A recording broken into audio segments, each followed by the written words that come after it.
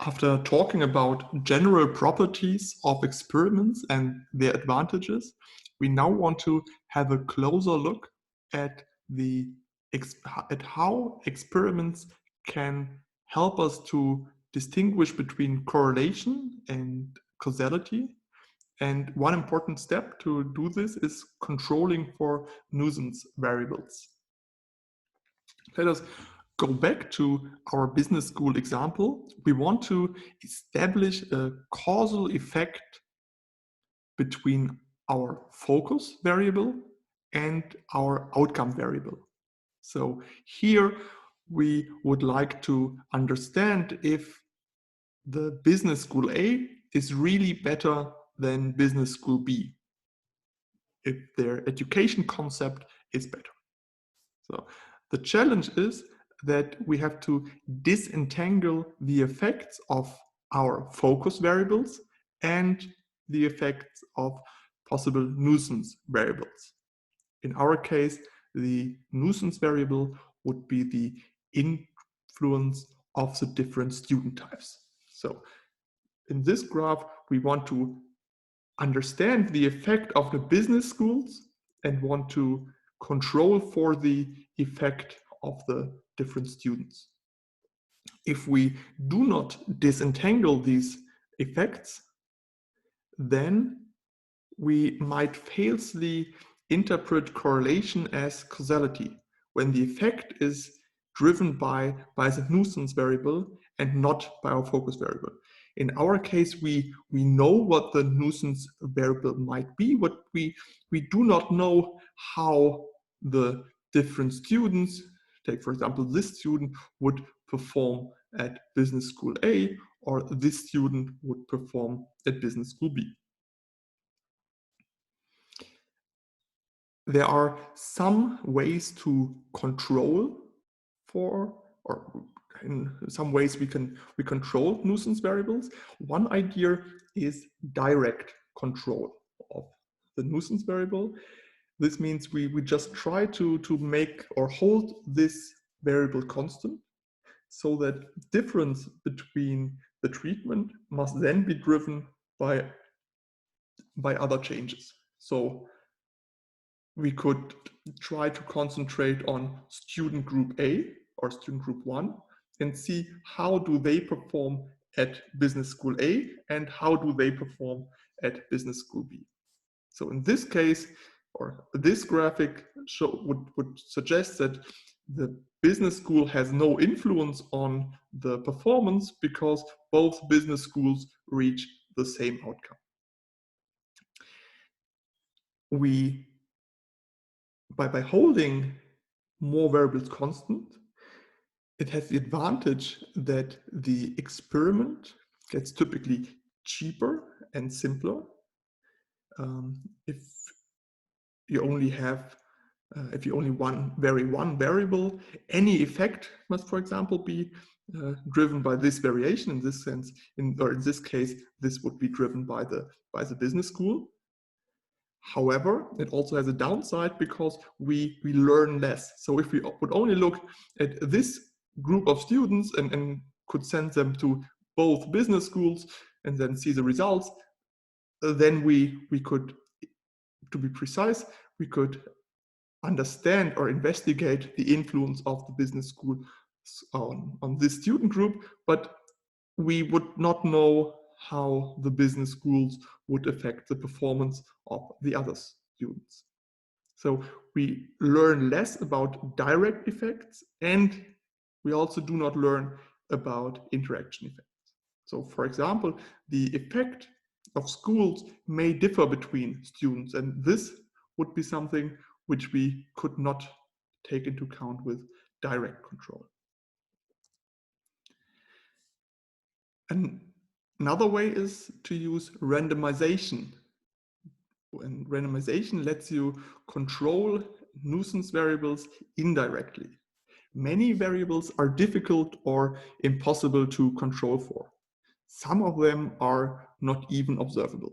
So in this case, you can't apply direct control because you just have no opportunity to to observe them and to control directly.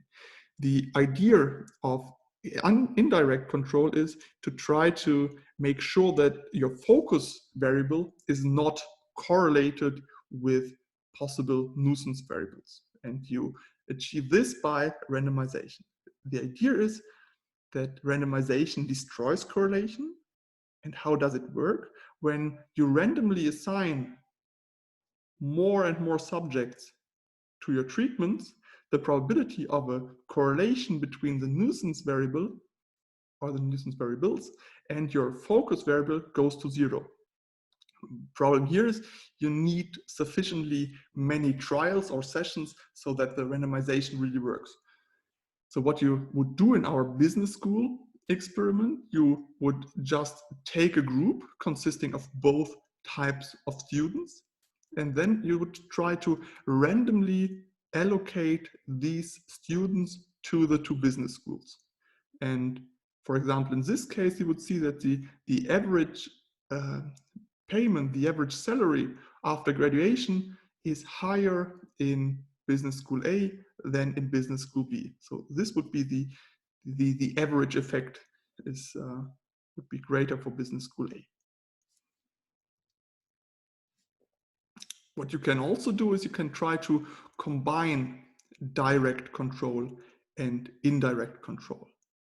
When controllable nuisance variables have a strong effect, you can reduce the number of necessary trials using random blocks. The idea of random blocks is as follows. You assign subjects to blocks based on the controllable variables. So for example, you might be able to distinguish between student group 1 and student group 2, and then randomly assign each subject in a block to a treatment. So for our business school example, for example, you expect the college major, let's say science or liberal arts, to have a strong influence on post-MBA salaries. What you can then do, if you design the experiment, you can design blocks based off science majors and liberal arts majors, and then assign the members of these blocks randomly to the schools. This way you can keep the samples balanced and need less observations to have strong, statistically strong and empirically robust findings.